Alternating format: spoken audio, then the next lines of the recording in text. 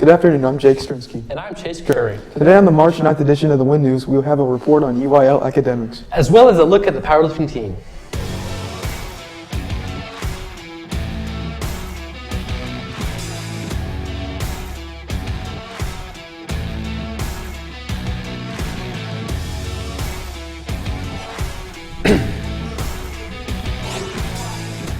Tomorrow the school will be on an early release schedule. Buses will run at 1 o'clock. Don't forget that daylight savings time starts Sunday morning. Time will spring forward an hour. Cap and gown photos have been moved to Friday, March 31st at 11:30 a.m. Make sure you have a cap, a gown, and a tassel. Voting for the personality awards, Mr. and Mrs. ACHS and other class favorites closes at 3:30 today. Look for the form in your email from Ms. Cox. By district, WINAC play will take place on March 21st at Graham Memorial Auditorium. District UIL will be held on March 21st without school on that day. With more information on UIL, here are Ira Hasuliak and Jill Lyles. The UIL academic season has started and the students are actively preparing. Well, I've been competing in UIL news writing, feature writing, and ready writing for 4 years now. This UIL season, I want to go back to state in news writing, and I'd maybe like to see if I can make it to state in feature writing. The UIL academics competitors pay close attention to their events and are preparing thoroughly. So I do science and math, and I've been doing it for 3 years now. So for science, I actually won advanced because for the last 2 meets we had for practice, I think I did pretty good. For math, not so well, but I'm still trying to get there, but I won advanced. Leslie Graham coordinates UIL academics and dedicated a big part of her life at school to UIL. Thanks, girls. Correction, District UIL will be on March 24th.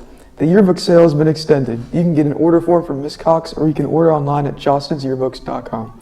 Order by tomorrow before the prices increase. As a part of Youth Art Month, the high school art class members had their self-portraits displayed at the Old Post Office Museum and Art Center in Graham. Their work will be on exhibit until March 31st. The Wildcat of the Week is Aiden Dalian. Mrs. Odom said he always helps her and other female teachers to monitor the boys' restrooms by making sure only 5 at a time are going in. Now to Jill Lyles in the sports. Tomorrow at 8 a.m., high school cheer tryouts will be held with junior high following.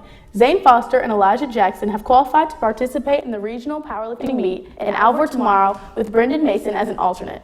With more information on the powerlifting team, here are Addie Peters and Serenity Jones. What was your max on bench when you started versus now? When I first started, my max on bench was 200, and now it's 220. I think my max on bench at the beginning was 165, and now that it's 215, I think I've done a lot better than what I was. My max from bench went from 75 to 100 pounds this year. My max at the beginning of the year in powerlifting for bench press was around 250 pounds, and now it's 300. What's your best event? Deadlift is my best event because that's where I put most of my numbers up at. I think my best event was deadlift because I've gotten a lot stronger than what my freshman year was. At my freshman year, I was at 225, and now I'm at 400, so I think I've done a lot better.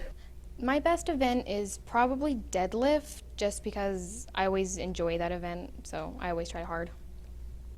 My best event in powerlifting is probably my deadlift because I deadlift way more than anyone else at my meet. How are the practices and what do y'all do? After school and our off-season practice, we come in for powerlifting, and we just work out again. The practices are good.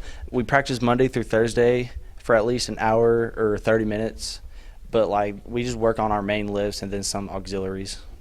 The practices are pretty easy going. I mean, they're hard at times, but they help us work out several different muscles and prepare for what we're going to do at the meets.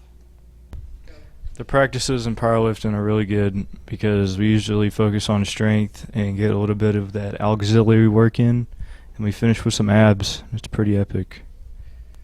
How do you think Kimberly and Jada did at regionals? Coach Pope said they did really well and reached new personal records on their lift. They finished 8th in their respective weight class. Do you think the boys are well prepared for regionals? Coach Pope believes that the boys are well prepared for the regional meet. They will compete and possibly come back with medals. Now back to you in the studio. Thanks, girls. Yesterday at the tennis tournament in Holiday, Sarah Schrader and Klein Mayo placed second in the tough mixed doubles bracket. The boys team will compete tomorrow. Today through Saturday, the softball and baseball teams are all competing in different tournaments. On Monday at 1 p.m., the softball team will be playing in Petrolia. On Tuesday, they will have a doubleheader at Perrin Witt starting at 1 p.m.